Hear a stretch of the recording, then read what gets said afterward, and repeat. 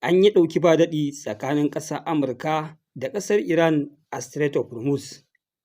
Wato a jiya Alhamis ne aka ƙara samun tashin-tashina tsakanin ƙasar Amurka da ƙasar Iran a Strait of Hormuz, wanda sojojin ruwa na ƙasar Amurka suka farmaki ɗaya daga cikin oil tankers na ƙasar Iran, wanda wannan dalili ya janyo ƙasar Iran ta mai da martani wa jiragen yaƙin ruwa na ƙasar Amurka guda 3 da suka yi wannan aiki kuma suka yi ƙoƙarin ƙetarewa ta Strait of Hormuz ba tare da ɓata lokaci ba. Ƙasar Iran ta mai da mummunan martani a kan waɗannan jirage.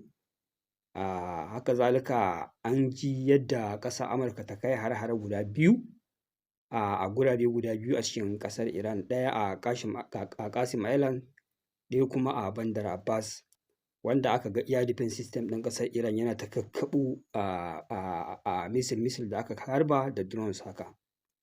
A nan abubuwa guda 2 ne suka faru. Ƙasar Iran ta ba da bayani filla-filla yadda lamarin ya kasance bayan an farmaki oil tanker ɗinta. Ta mai da martani ta hanyar harba ballistic missiles da drones wa jiragen yaƙin Amurka guda 3, wanda ta ce bayan ta yi wannan zazzafan martani waɗannan jirage sun koma da baya. Amma a ɓangaren ƙasar Amurka kuma a nata ɓangare ta wallafa cewa fa waɗannan jirage guda 3 sun ƙetare Strait of Hormuz lami lafiya ba tare da wani abu ya same su ba, duk da ƙasar Iran ta yi yunƙurin tarwatsa su ta hanyar amfani da missile da drones da kuma waɗannan speedboat da take amfani da su. Ƙasar Amurka ta ce ai duk ta tattarwatsa waɗannan abubuwa kuma ta wuce lami lafiya ba tare da wani abu ya samu jiragen yaƙinta ba. Jama'a na san na ba ku wannan labarai ne guda 2 domin ku yi ma kanku alƙalanci. Kun dai san halin mutanen gurin sharara ƙarya da abu zai faru da su zo su rufe su ce bai faru ba, maƙaryata ne. Ni yanzu ina jin abu sai dai in na ga abin zahiri bidiyo ne ga shi yadda abin ya kasance, kawai shi ne zan iya gaskata maganar ƙasar Amurka, saboda abin kunyar da suke ya wuce gona da iri. Hare-hare aka kai a kan base ɗinsu fa suka biya kuɗi wai kar a saki hotuna da bidiyon asalin irin ɓarnar da aka musu. Ma'ana idan duniya ta gani za su kunyata, suka iya yin wannan aikin, balantana kawai su zo su ba da labari su ce ai ga abin da ya faru mutum ya yarda. Abin ma ya faru sun ɓoye sun biya cin hanci sun ce a rufe, balantana kuma irin wannan abin da ya faru. Wannan dai lamari ya faru ne a ƙasar Amurka ta ɗan yi har-har kada ƙasƙancin da tozarcin ya ci gaba da yi mata yawa a Strait of Hormuz na gazawa da take ci gaba da nunawa. An gani dai yadda ta yi ikirarin cewa za ta buɗe Strait of Hormuz wani operation da ta yi laƙabi da Operation Project Freedom da sojoji da jiragen yaƙi 100 da soja 15,000. Aka saka rana, ran Monday za mu ƙaddamar da wannan operation ɗin, za mu buɗe Strait of Hormuz. Jama'a Strait of Hormuz bai ƙi buɗuwa, sai yanzu ne kuma za a ce da jiragen yaƙi guda 3 an buɗe Strait of Hormuz. To ai ni ina ganin tun a wannan gaɓar sun ƙetare Strait of Hormuz. Ai ni ina ganin tun a wannan gaɓar ya tabbata cewa mutanen nan maƙaryata ne, ƙarya ma suke yi. Babu magana a ce wai sun wuce ko sun yi wata mummunar ɓarna kamar yadda suke ikirari. A'a, wannan labari ne na ƙarya kamar yadda suka saba a koda yaushe.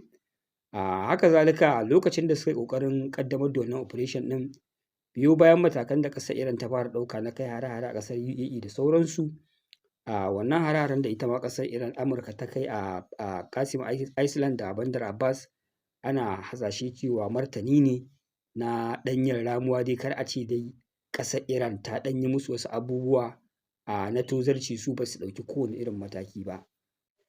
Haka zalika bayan ƙasar Amurka fa an ɗan yi wannan ɗauki ba daɗi dai still dai haka da nake ba ku labari an yi har-har.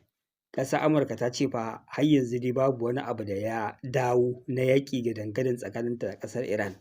Ma'ana duk da wannan abin ya ƙara faruwa, to shi ma ba yana nufin yanzu haka lamarin tsagaita wuta ko kuma yaƙi ya dawo gadan-gadan ba ne, za a ci gaba da kai ma juna farmake-farmake. A'a, babu wannan maganar.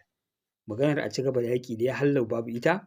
Wannan dai wani ɗan ƙanƙanin martani ne da ƙasar Amurka ta yi a matsayin wai self defense, kare kai. Sannan shugaban ƙasar Amurka ya ƙara tsorata da ƙasar Iran matuƙar gaske akan abin da ya faru a jiya, ɗan harbe-harben da aka yi. Ya ce ya yi mamaki yadda ƙasar Iran ta iya farmaka waɗannan jiragen yaƙi nasu guda 3, wanda ya ce idan da fa wata ƙasa ce ko don a zauna lafiya ba zai yi ta kai waɗannan hare-hare da ta kai a jiya ba, wanda hakan yake ba shi tabbacin cewa fa ba makawa tabbas idan ƙasar Iran aka kuskura suka mallaki makamin nukiliya to fa za su harba idan wani hargitsi ya haɗa ka da su. Wato shi kanshi lallai Donald Trump ya tsorata da ƙasar Amurka, ya fara fahimtar wani irin mutane ke rigima. Saboda shi ya saba ganin ƙasar Amurka ko magana ta yi ma ana firgita mutum ya dawo cikin hayyacin shi, balantana kuma har a ce ƙasar Amurka kana sa'insa da ita, kana kai mata hari, tana kai maka hari, ba ka tsoron a ƙunar baƙin wake ko a mutu. Wato wannan maganar ta ban dariya, wanda ya ce ya yarda yanzu cewa ƙasar Iran ba normal ƙasa ba ce irin kowace ƙasa da ya saba gani. Ya ce yadda ya ga ƙasar Iran ba hesitation fa sun kai farmaki kan waɗannan jiragen nasu, to fa yana da tabbacin mutanen nan idan aka kuskura suka dafa makamin nukiliya a hannunsu, to idan fa wani saɓani ya haɗa ka da su ba za su harba shi ba tare da ɓata lokaci ba. Kai, babbar magana kenan. Wato sai yanzu ne Donald Trump ya gano wane irin mutane yake alaƙa da su kenan. Lallai ina ganin Donald Trump bai ga komai ba. Ina ganin shi ne ƙarin dalilin da ya sa ya ce fa duk da wannan abu ya faru ceasefire bai ƙare ba, ko kuma yanzu ba yaƙi za a ci gaba da yi ba. Ma'ana kun san ƙasar Iran fa yanzu haka tana iya shirya makamai ta fara saita ƙasar Yahudu, tana ci gaba da kai hare-hare Gabas ta Tsakiya, abubuwa su zo su dame duniya ta ci gaba da shiga cikin kace-nace ana ya za a dakatar da yaƙi, ya za a dakatar da yaƙi. To ina jin shi ya sa shugaban ƙasar Amurka ya sauri ya ce shi fa duk da an ɗan yi ɗauki ba daɗin nan fa to babu magana a ce a ci gaba da kai farmaki, a'a. Wannan dai kawai an ɗan yi ne a matsayin kare kai wai ƙasar Amurka ta yi.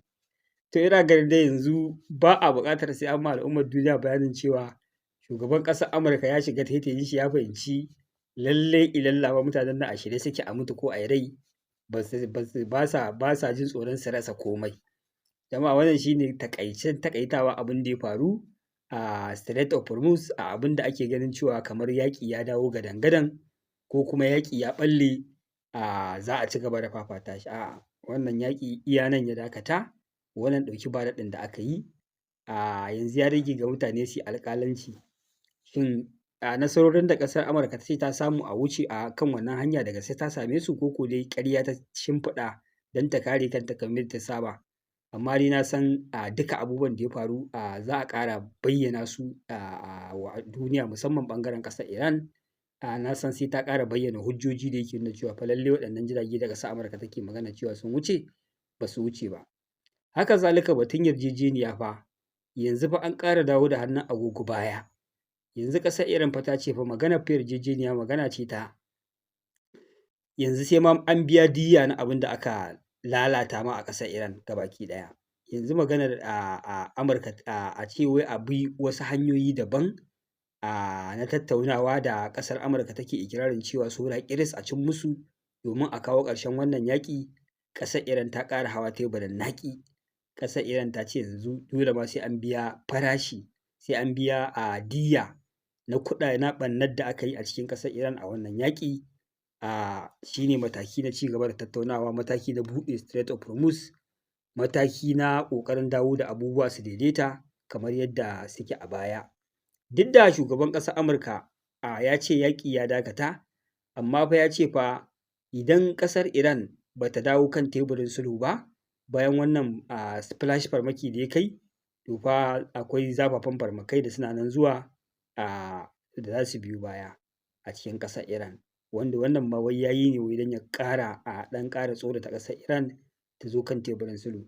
To ni ban san wani irin tsoratawa ake so a ce za a yi ma ƙasar Iran ba. Ba wani kalar tsoratawa da ake yi ma ɗan adam da ban ga an yi ma ƙasar Iran ɗin ba. A cikin satin nan ne ba ake magana za a buɗe wannan hanya, aka tashi waɗannan jiragen yaƙi da sojoji ana ta barazana za mu yi kaza, za mu yi kaza, abu ya zo ya lalace, wanda aka bayyana cewa baya ga tarjiya da shugaban ƙasar Amurka ya samu da sojojinsa, har da ɓangaren ƙasar Saudiyya da suka ƙi yadda su ba da haɗin kai, suka ce ba za a yi amfani da sararin samaniyar ƙasarsu ko military base ɗinsu ba wurin yin amfani da jiragen yaƙi ko ci gaba da kai farmaki wa ƙasar Iran, wanda hakan ka iya escalating ya ba wa Iran damar toshe 'yan ragowa hanyar da ta rage ma ƙasar Saudiyya, tana ɗan fitar da mai ta pipe ɗinta a Red Sea, tana ɗan rage raɗaɗi, wanda ana ci gaba da wannan yaƙi ƙasar Iran za ta yi blowing ɗin wannan pipe ɗin shi kenan komai ya dame ma ƙasar Saudiyya ga kuma aikin hajji ya karatu. In aka ci gaba da shelin ɗin makamai a gabas tsakiya fa abubuwa za su dame, abubuwa za su rincaɓe. To ƙasar Saudiyya dai ta riga ta kulle batun cewa a yi amfani da earpiece ɗin ƙasar Amurka da ke cikin ƙasarta da sararin samaniyanta, wanda aka bayyana cewa baya ga tarjiya da ƙasar Amurka ta samu, yana ɗaya daga cikin dalilan da ya sa ƙasar Amurka ba ta yarda an yi wannan gagarumin operation ɗin da zai buɗe Strait of Hormuz ba a wannan mako. To jama'a wannan dai shine kaɗan daga halin da ake ciki a tsakanin ƙasar Amurka da ƙasar Iran a Strait of Hormuz. Abubuwa dai na ci gaba da ɗaukar zafi kwan gaba kwan baya, abubuwa dai sun ƙi daidaita. Na san cewa bidiyoyi za su bayyana na ƙarin haske da gaskiya a kan asalin abubuwan da suka faru. Kun san mutanen suna da ƙwarewa da wayo da hikima gurin ɓoye gaskiya, amma kuma mu muna da ƙoƙari wurin zaƙulo ta mu zo mu bayyana muku, saboda muna sane da cewa fa gaskiyan nan ba za a ganta a kafafen watsa labarai mallakin ƙasar Amurka ba, saboda su ko da yaushe nasara ce tasu, amma faɗuwa fa ba tasu ba ce, abin ɓoyewa ce. Wato dai yanzu a ƙarshe na gane cewa shugaban ƙasar Amurka Donald Trump zai yi duk mai yiwuwa ya ƙara ɗaura ɗamarar cewa fa lallai kar a kuskura a bar mutanen nan su mallaki makamin nukiliya. Domin yanzu ya riga ya gano mutanen nan fa ba normal mutane ba ne. Ya ce ƙasar Iran ba normal ƙasa ba ce. Ya ce inda wata ƙasa ce waɗannan jirage guda uku irin yadda aka sani mallakin ƙasar Amurka ne da abin da ka iya biyo baya idan aka kawo musu farmaki, yana ganin ba wanda zai iya gangancin kai musu farmaki kawai, amma ya ga ƙasar Iran ta ba da umarni an buɗe musu wuta. Saboda haka mutanen nan suna riƙe makamin nukiliya. To wallahi tallahi wani abu na faruwa za ku iya ganin sun harbo shi ƙasar ku. Saboda haka kar a kuskura a bar ƙasar Iran ta mallaki makamin nukiliya. To ina ganin wannan shawarar za a je a ƙara tattauna ta a ƙasar Amurka, a ƙara samun ƙwarin gwiwa cewa fa lallai ilalla ko ta halin ƙaƙa ba za a bar ƙasar Iran ta mallaki makamin nukiliya ba. Jama'a a nan zan dakata, zan bibiyi labarin sosai deep down domin in kawo muku cikakken rahoto game da asalin abin da ya faru na ƙarƙashin ƙasa da ba a bayyana ba. Wassalamu alaikum warahmatullahi ta'ala wabarakatuh.